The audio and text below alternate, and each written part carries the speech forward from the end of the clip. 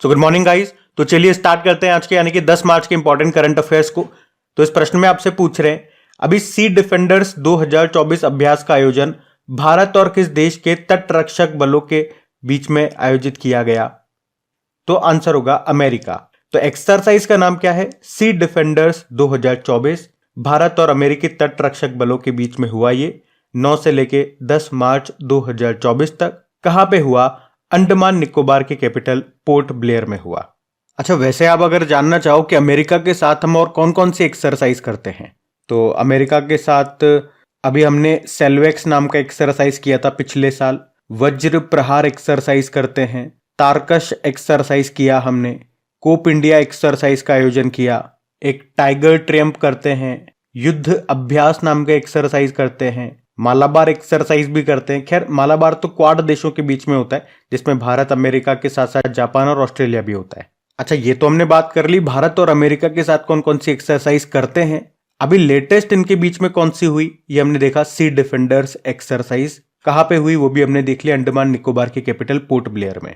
अब मैं आपको 2024 में जो एक्सरसाइज भारत ने आयोजित की है, जिन जिन देशों के साथ की है, कौन सी की है, कहां पे की है, वो सारी मैं आपको रिवाइज कराऊंगा। लेकिन उससे पहले हम जान लेते हैं भारतीय तटरक्षक बल के बारे में, इंडियन कोस्ट गार्ड फोर्स के बारे में। तो स्थापना होती है 1978 में, हेडक्वार्टर मिलेगा नई दिल्ली में। डायरेक्टर जनरल कौन है? राकेश पाल है। और भारतीय तटरक्षक बल दिवस, इंडियन कोस्ट गार्ड डे कब मनाया जाता है? याद रखना 1 फरवरी को। अब आ जाओ मैं आपको रिवाइज कराता हूं। अभी 2024 में जो पहला एक्सरसाइज हमने किया था उसका नाम था डेजर्ट साइक्लोन। भारत और यूएई के बीच में हुआ था ये। कहां? राजस्थान के थार रेगिस्तान में। सहयोग काजिन एक्सरसाइज किया हमने भारत और जापान के तटरक्षक बलों के बीच में। कहां पे? चेन्नई में। अयुत्या एक्सरसाइज, ये पहले इसका आयोजन हुआ, तो नाम भी आपने पहली बार सुना होगा, भारत और थाईलैंड के बीच में हुआ था ये। साइक्लोन एक्सरसाइज, इस बार ये इसका दूसरा संस्करण था, भारत और इजिप्ट के बीच में हुआ था ये, इजिप्ट में। खंजर एक्सरसाइज, इस बार 11वां संस्करण था, भारत और किर्गिस्तान के बीच में हुआ, हिमाचल प्रदेश के बकलोह में। स्टीड फास्ट डिफेंडर एक्सरसाइज, ये मिलिट्री एक्सरसाइज का आयोजन नाटो ने किया था।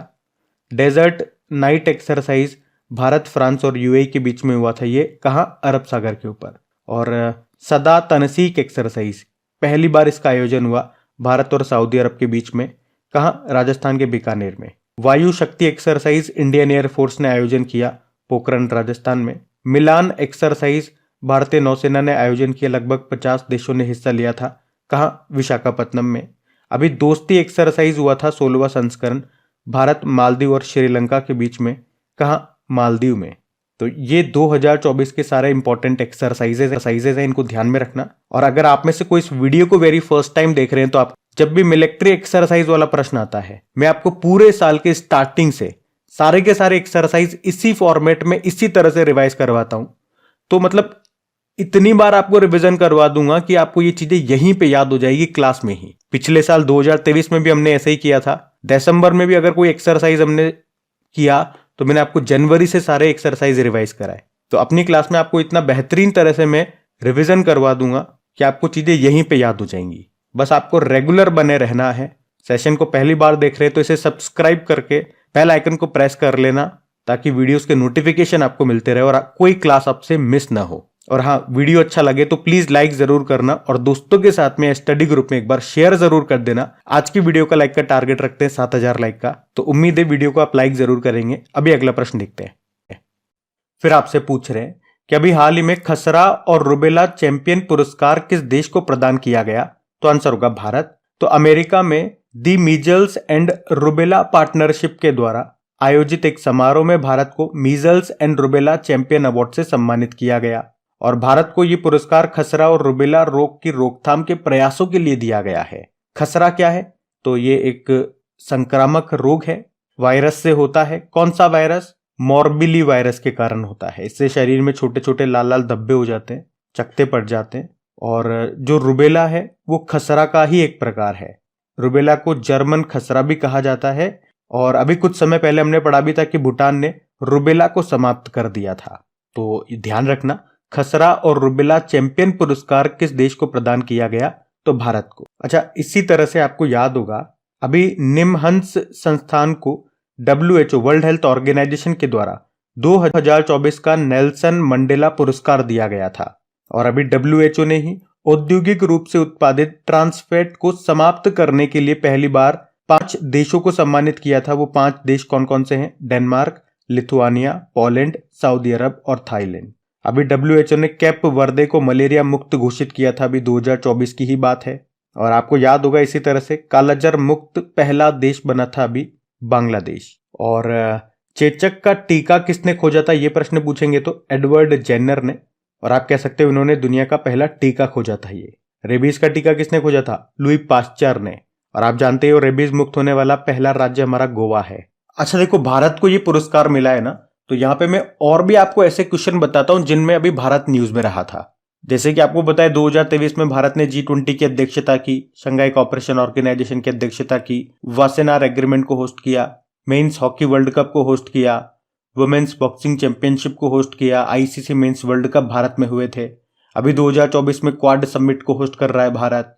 और अभी दिसंबर 2023 में भारत ने अंतर्राष्ट्रीय कपास सलाहकार समिति की 81वीं बैठक की मेजबानी की थी। और याद रखना, साउथ एशिया का पहला सेंटर फॉर स्पीशीज सर्वाइवल ये इंडिया में स्थापित होगा। और यूनाइटेड नेशन के 62वें सामाजिक विकास आयोग की अध्यक्षता भी भारत ने की थी। उसके अलावा भारत आर्टेमिस मिशन समझौते का 27वां सदस्य देश बना था। खाद्य सुरक्षा नियामकों के वैश्विक शिखर सम्मेलन 2023 की मेजबानी भारत ने की थी। और भारत ये international organisation of legal metrology का सर्टिफिकेट जारी करने वाला 13वां देश बना था। 2024 में याद रखना, भारत ये विश्व दूरसंचार मानकीकरण असेंबली की मेजबानी करेगा। और सबसे इंपॉर्टेंट पॉइंट तो ये हो जाता है कि अभी 2024 में भारत यूनेस्को की विश्व धरोहर समिति की भी अध्यक्षता करेगा। 46 नंबर का सेशन ये होगा। पिछले साल 2023 में 27वें विश्व निवेश सम्मेलन की मेजबानी की थी भारत ने। 2023 में ही वर्ल्ड कॉफी कांग्रेस का आयोजन ये पहली बार भारत में हुआ था। कहाँ पे? बंगलुरु में, जिसका ब्रांड एम्बेसडर आपको याद होगा रोहन बोपन्ना को बनाया गया था, जो कि एक टेनिस प्लेयर है। तो भारत इन सभी कारणों से न्यूज में रहा था। मैंने आपको ये 10-11 क्वेश्चन और करा दिए भारत से संबंधित, ये आपको अच्छा लगा होगा। अभी हम अगले प्रश्न देखते हैं। फिर आपसे पूछ रहे साहित्य अकादमी के द्वारा विश्व के सबसे बड़े साहित्योत्सव का आयोजन ये कहां पे किया जाएगा? तो आंसर होगा नई दिल्ली में। तो भारत में राष्ट्रीय साहित्य अकादमी के 70 वर्ष पूरे हो गए हैं और इसी उपलक्ष्य में साहित्य अकादमी के द्वारा साहित्योत्सव को इस बार विश्व के सबसे बड़े साहित्य उत्सव के रूप में मनाया जा रहा है।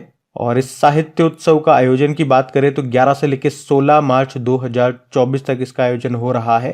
साहित्य अकादमी की स्थापना की बात करोगे तो 12 मार्च 1954 में इसकी स्थापना हुई थी। और ये प्रश्न पूछ लिया जाता है कि साहित्य अकादमी पुरस्कार कितनी भाषाओं में दिया जाता है? कई बार मैं आपको बता चुका हूं। तो 24 भाषाओं में दिया जाता है। 22 तो आपके संविधान की 8वीं अनुसूची वाली हो गई और बाकी 2 हो गई अंग्रेजी और राजस्थानी। साहित्य अकादमी के अध्यक्ष कौन है? माधव कौशिक हैं। अभी बिल्कुल लेटेस्ट अगर हम बात करें तो हिंदी का साहित्य अकादमी पुरस्कार किसे मिला था? संजीव को मिला था उनके मुझे पहचानों के लिए। और अंग्रेजी का मिला था नीलम शरण गौर को रेक्यूम इन रागो जानकी के लिए। और अगर मैं आपसे ज्ञानपीठ पुरस्कार के बारे में पूछ लूं तो अभी बिल्कुल लेटेस्ट 2023 का 58वां ज्ञानपीठ पुरस्कार 2 जनों को दिया गया था। कौन कौन?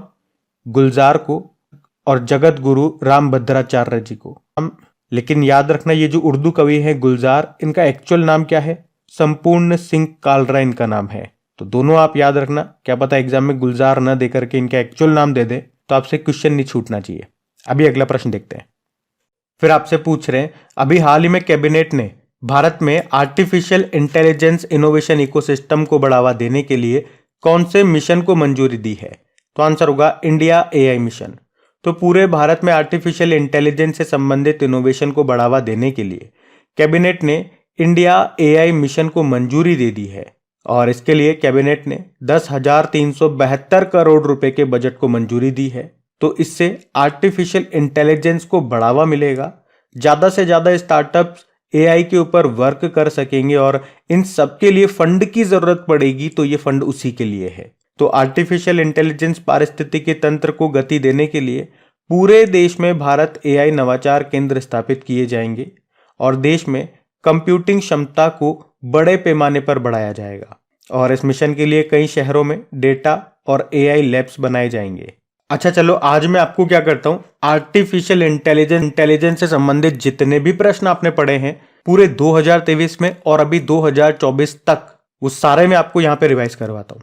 वैसे तो इसके ऊपर एक डेडिकेटेड वीडियो मैंने आपको बना करके दे दिया है, लेकिन अगर वो वीडियो भी आपने देख लिया तो यहाँ पे आपका उसका रिवीजन हो जाएगा, तो आपको डबल बेनिफिट होगा। और जिन्होंने वो वीडियो नहीं देखा, एक बार वो आप वीडियो जरूर जाकर के देख लीजिएगा। यहाँ तो मैं आपको शॉर्ट में रिवाइज करा रहा हूँ, वन लाइनर, वहां थोड़ा सा एक्सप्लेनेशन आपको मिल जाएगा, चीजें समझने में आसानी होगी। तो चलो अभी रिवाइज करते हैं। देखो, एक प्रश्न ये बनता है कि भारत ने विश्व के पहले एआई संचालित एंटी ड्रोन सिस्टम को लॉन्च किया था, उसका नाम क्या है? इंद्रजाल है। उसके अलावा खुफिया जानकारी एकत्र करने के लिए एआई आधारित ओरोन विमान को किसने लॉन्च किया था? इजराइल ने। भारत का पहला एआई स्कूल कहां पे लॉन्च किया गया? तिरुवनंतपुरम केरल में, जिसका नाम शांतिगिरी विद्या भवन है। मध्य प्रदेश ने जस्ट आस्क नाम से एआई चैटबॉट लॉन्च किया था। मेटा, जिसका पुराना नाम फेसबुक था, इसने माइक्रोसॉफ्ट के साथ मिलकर एआई आधारित एक भाषा मॉडल लामा 2 को लॉन्च किया था। आधारित न्यूज एंकर लिसा को लॉन्च किया तो उड़ीसा ने। एलन मस्क ने एआई आधारित स्टार्टअप ही लॉन्च कर दिया था ओपन एआई को काउंटर करने के लिए, किस नाम से? X AI. किस यूनियन टेरिटरी ने भारत का पहला टेलीमानस चैटबॉट लॉन्च किया? तो जम्मू कश्मीर ने। और स्टैनफोर्ड यूनिवर्सिटी ने सर्वाधिक एआई निवेश वाले देशों की सूची जारी की थी, उसमें भारत 5वें स्थान पर है, टॉप पे अमेरिका है। किसने ग्रामीण भारत के लिए एआई चैटबॉट जुगलबंदी को लॉन्च किया? माइक्रोसॉफ्ट ने। और एक और पॉइंट मैंने आपको बताया था कि माइक्रोसॉफ्ट इसने स्थानीय भाषाओं को प्रमोट करने के लिए प्रोजेक्ट एलोरा भी लॉन्च किया था। और जनरेटिव एआई प्लेटफॉर्म टोपाज को किसने लॉन्च किया? तो इन्फोसिस ने। और अमेरिकी कंपनी है ओपन एआई, इसने माइक्रोसॉफ्ट के साथ मिलकर के चैट जीपीटी को लॉन्च किया था। ये जीपीटी का प्रश्न 2 बार एग्जाम में आ गया, इसकी फुल फॉर्म बताओ। और हमने हर बार पढ़ी है, जनरेटिव प्री ट्रेंड ट्रांसफॉर्मर। इसी तरह से रशिया ने गीगा चैट लॉन्च किया था और गूगल ने बार्ड नाम से एआई चैटबॉट लॉन्च किया था। अगर आपसे पूछे कि एआई का गॉडफादर किन्हें कहा जाता है, तो जेफरी हिंटन को कहा जाता है। और एआई सुरक्षा पर पहला शिखर सम्मेलन ये हुआ था यूके के ब्लेचले में, और यहीं पे ब्लेचले घोषणा पत्र, ब्लेचले डिक्लेरेशन पे हस्ताक्षर हुए थे। तो पूछा जा सकता है कि ब्लेचले घोषणा पत्र का संबंध किससे है? एआई सुरक्षा से संबंधित है।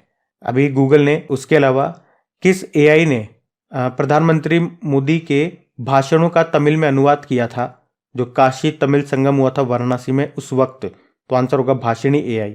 सुप्रीम कोर्ट ने एआई आधारित क्षेत्रीय भाषा अनुवाद उपकरण लॉन्च किया था, उसका नाम है सुवास। ओला ने भारत का पहला एआई मॉडल लॉन्च किया था, उसका नाम है कृत्रिम।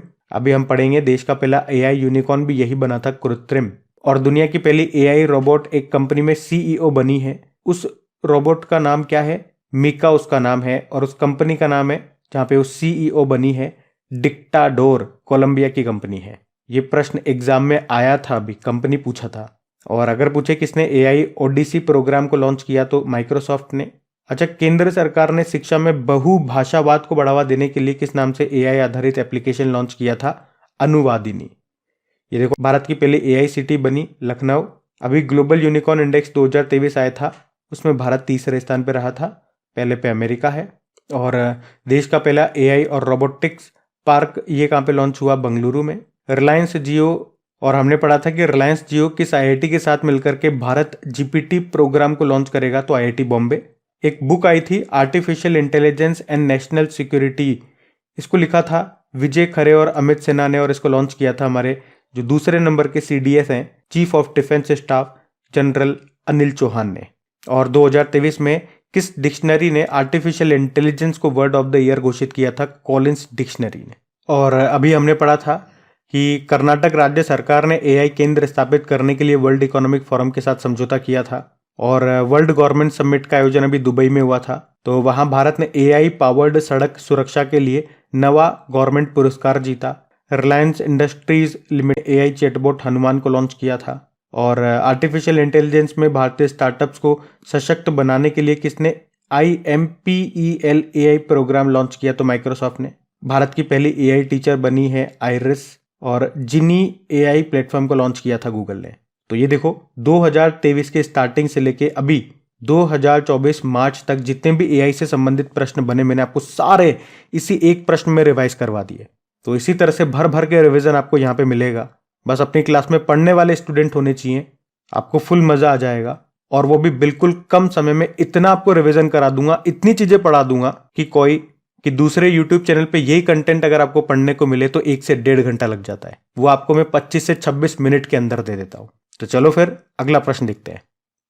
फिर आपसे पूछ रहे हैं, अभी हाल ही में राष्ट्रपति द्रौपदी मुर्मू जी ने सुधा मूर्ति को किस सदन के लिए नॉमिनेट किया है? तो आंसर होगा राज्यसभा। तो सुधा मूर्ति ये कौन है? तो आप जानते हो इन्फोसिस के जो को फाउंडर है नारायण मूर्ति जी, उनकी वाइफ है ये। और अभी इन्हीं को हमारी जो राष्ट्रपति हैं द्रौपदी मुर्मू जी, इन्होंने राज्यसभा के लिए मनोनीत किया है। तो सुधा मूर्ति ये इन्फोसिस फाउंडेशन के अध्यक्ष भी हैं, उसके साथ साथ एक टीचर भी हैं और एक राइटर भी हैं। ये कर्नाटक से बिलोंग करती हैं।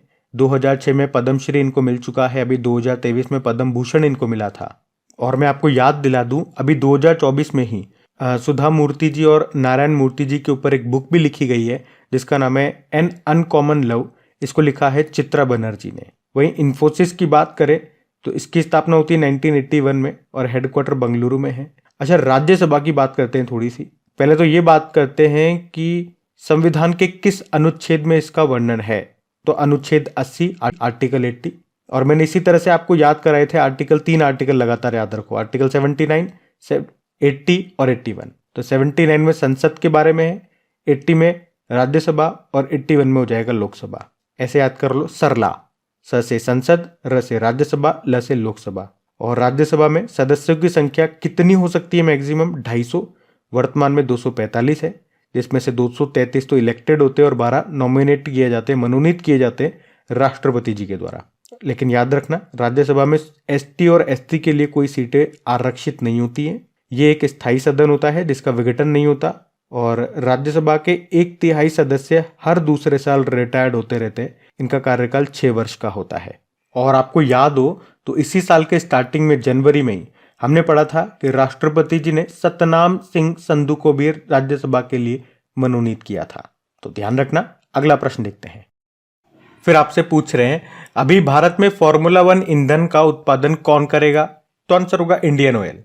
तो भारत की जो इंडियन ऑयल कॉरपोरेशन लिमिटेड है वो 3 महीने में फॉर्मूला 1 रेसिंग कार के लिए जो फ्यूल चाहिए होता है वो उसका निर्माण करेगी। और कहां पे?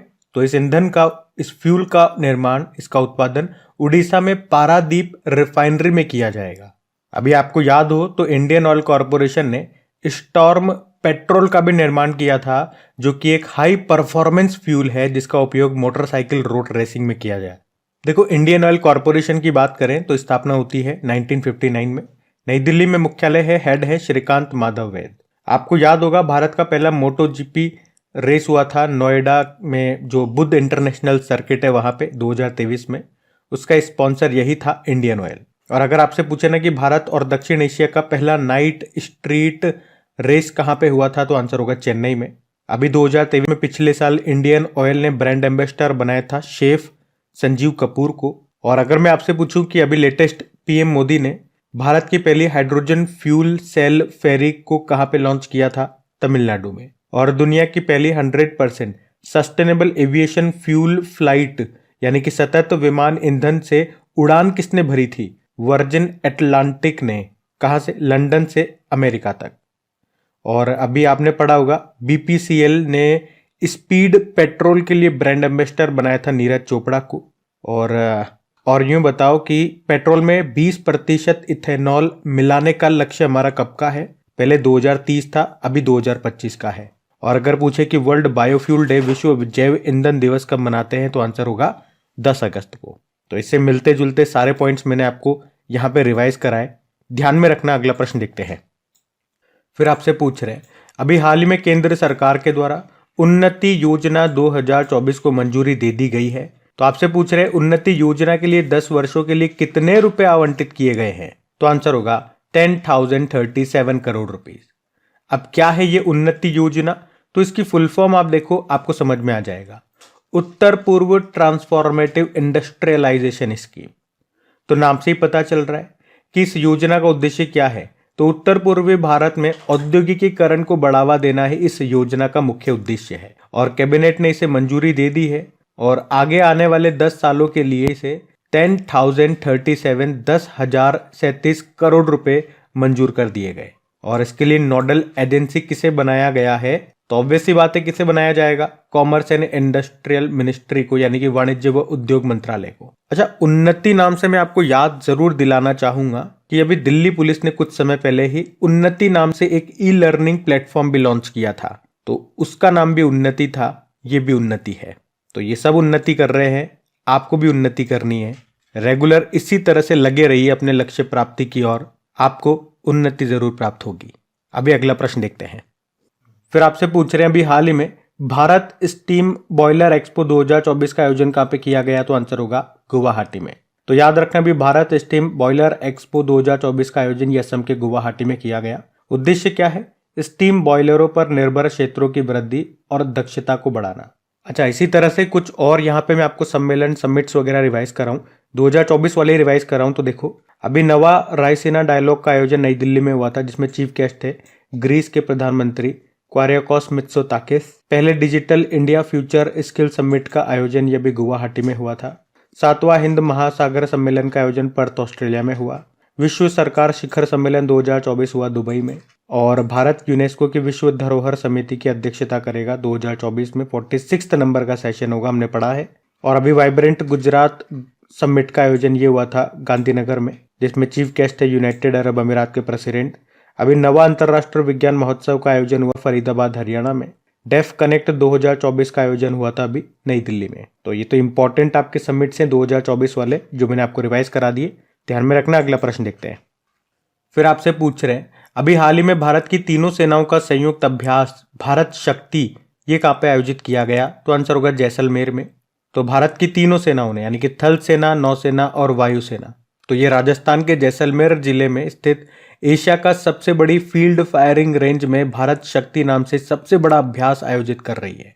और इस अभ्यास की खास बात क्या है कि इसमें केवल स्वदेशी यानी कि भारत में ही निर्मित हथियारों का प्रदर्शन किया जाएगा। और इसमें हमारे जो दूसरे नंबर के चीफ ऑफ डिफेंस स्टाफ है जनरल अनिल चौहान, उनके साथ तीनों सेनाओं के शीर्ष अधिकारी भी हिस्सा ले रहे हैं। वो कौन कौन है, जैसे कि थल सेना में बात करेंगे तो मनोज पांडे हो गए, नौसेना में बात करोगे तो आर हरि कुमार हो गए, और वायुसेना में विवेक राम चौधरी हो गए।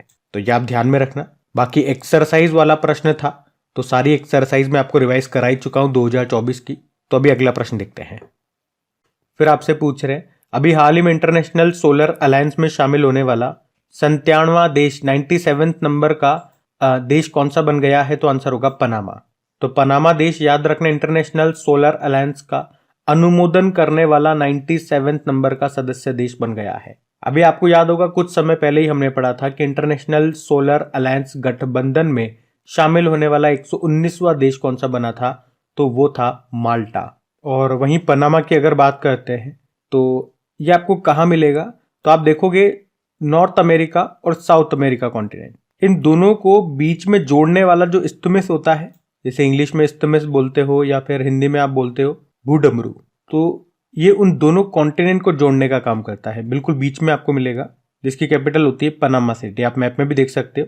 प्रेसिडेंट है लॉरेंटिनो कोर्टिजो। इंटरनेशनल सोलर अलायंस की अगर बात करें तो आपको बताया 2015 को पेरिस में संयुक्त राष्ट्र जलवायु सम्मेलन के COP 21 में प्रधानमंत्री नरेंद्र मोदी जी और उस वक्त जो फ्रांस के राष्ट्रपति हुआ करते थे होलांद, उन्होंने इंटरनेशनल सोलर अलायंस की स्थापना की थी।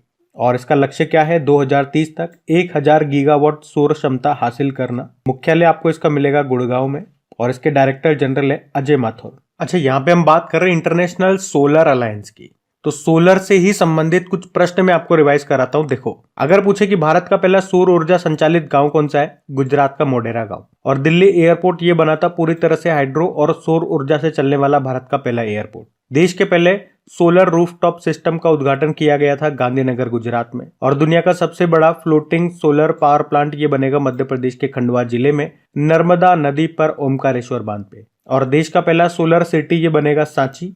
और जो दीव है ये दिन के दौरान पूरी तरह से सौर ऊर्जा से चलने वाला भारत का पहला शहर बना था। मुख्यमंत्री सौर मिशन शुरू किया था मेघालय ने। भारत की पहली ग्रीन सोलर पावर फैक्ट्री बनेगी उत्तराखंड में, कौन बनाएगा, ल्यूमिनस पावर टेक्नोलॉजी। भारत का पहला सोलर साइकिलिंग ट्रैक ये बना हैदराबाद में, जिसकी लंबाई है 23 किलोमीटर। प्रधानमंत्री कुसुम योजना की बात करेंगे तो ये शुरू हुई थी फरवरी 2019 में, मतलब होता है किसान ऊर्जा सुरक्षा और उत्थान महाअभियान। और भारत का सबसे बड़ा बैटरी एनर्जी स्टोरेज सिस्टम आधारित सौर ऊर्जा संयंत्र ये कहाँ पे बना, छत्तीसगढ़ में। तो यहाँ पे सोलर से संबंधित जो भी प्रश्न आपके बनते हैं वो भी मैंने आपको रिवाइज करवा दिए। और ये थी आज की आपकी करंट अफेयर्स की क्लास। कमेंट करके जरूर बताइएगा क्लास आपको कैसी लगी। वीडियो को अभी तक आपने लाइक नहीं किया तो प्लीज लाइक जरूर कर देना, इतनी सी आपसे रिक्वेस्ट है। दोस्तों के साथ में स्टडी ग्रुप में शेयर करना। बाकी आपकी प्रैक्टिस के लिए क्विज आपको मिल जाएगी, पीडीएफ आपको मिल जाएगी क्रिक एग्जाम एप्लीकेशन में, जिसका लिंक नीचे डिस्क्रिप्शन बॉक्स में है। चलो भी कल के करंट अफेयर्स का मैं आपको क्विक रिवीजन करा दूं, फिर सेशन एंड करते हैं। तो पहला प्रश्न आपसे पूछा था कि international advertising association IAA golden compass award पाने वाले पहले भारतीय कौन बने? श्रीनिवास स्वामी। और पूछा भी वर्ल्ड बैंक के द्वारा जारी महिला व्यवसाय और कानून सूचकांक 2024 में भारत कौन से स्थान पे रहा? 113वें स्थान पे। फिर पूछा जन औषधि दिवस कब मनाया गया? 7 मार्च को। नाटो का 32वां सदस्य देश बना स्वीडन। और किस राज्य या यूनियन टेरिटरी की पुलिस ने ऑपरेशन कामधेनु शुरू किया? जम्मू कश्मीर। भारत की पहली ड्राइवरलेस मेट्रो ट्रेन की शुरुआत कहाँ पे होगी? बेंगलुरु। और पीएम मोदी ने किसे ग्रीन चैंपियन अवार्ड से सम्मानित किया? तो पंक्ति पांडे। अभी मार्च 2024 में मॉरिशस के राष्ट्र दिवस पर मुख्य अतिथि कौन है? तो आंसर होगा द्रौपदी मुर्मू। फिर पूछा अभी हाल ही में किस राज्य सरकार ने AI केंद्र स्थापित करने के लिए वर्ल्ड इकोनॉमिक फोरम के साथ समझौता किया? तो कर्नाटक। और आखिरी प्रश्न पूछा था स्लाइस ने किसे अपना ब्रांड एम्बेसडर बनाया? तो नयनतारा ने। तो आंसर होगा नयनतारा को। अभी कल का होमवर्क प्रश्न देखते हैं और सेशन एंड करते हैं। तो कल की वीडियो में आपसे पूछा था कि भारत अपनी पहली अपशिष्ट से हाइड्रोजन परियोजना कहां पे स्थापित करेगा? तो आंसर होगा पुणे में। आप सभी ने प्रश्न का बिल्कुल सही उत्तर दिया। अब ये आज का आपका होमवर्क प्रश्न।